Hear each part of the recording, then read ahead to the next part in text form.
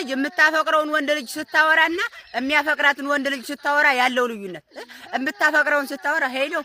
አባትዬ የኔ ፍቅር የኔ ፋፋጭ ንጉሴ የኔ ልቤ ምት ታውቃለህ ይኑር እኔ በዚህ ምድር ምን እንደሚያሳስበኝ ታውቃለህ አንተን ያልታውቃል ሲት ነው የምለው የወንዶቹ በላይ ንጉሴ እንተኛ እምቢየው እንዳትወጣ እምቢየው እኔ ከወጣ እንዳትነግሪ እምቢ አያቀበጣ እሷ በሷ ልብ እኮ ቃብጣ ሙታለች እምቢ እንዳትወጣ አንተም ዝም ብለህ ተኛ እኔም በዚህ የምትለው እምቢየው የኔ የወንዶቹ በላይሽ ላይ ሆለታ ይስፈርብሽና እንዲህ ብላ ተቅለሸለሻል አንዱ መናጢ እሷን ያፈቀረ ሲደውል ሄሎ የኔ ውድ ወይዬ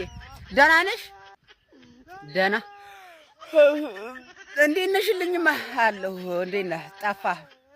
አረ ምንም አትፈልግኝም እንዴ ማለት ከተመቸህ ትደውላለህ እኔ እኮ አልተመቸህም ብዬ ነው እሺ እኔ ውድ በቃ ችግር የለውም ደግሞ በጣም ነው የምወድሽ እሺ ማለት እሺ ነው የምትይኝ አይ በቃ ችግር የለውም ደግሞ ጉፋኔም ይዞኛል መሰለኝ ራሴንም እያመመኝ ነው መዳሜም ዝም ብላ ስራ በቃ ችግር የለውም እንደዋወላለን ውዴ እሺ ቻው በቃ ዲብ ወስዳ እኔ እኮ መከራችን እኛ ማፍቀር እኮ አጣን እነሱ ሲያፈቅሩ የኔ ንጉስ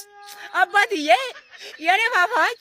የኔ ምናምን እኛ ስናፈቅር ጀኖሳይድ ይፈጸምብናል እንዴ ታዋ አልበዛም እንዴ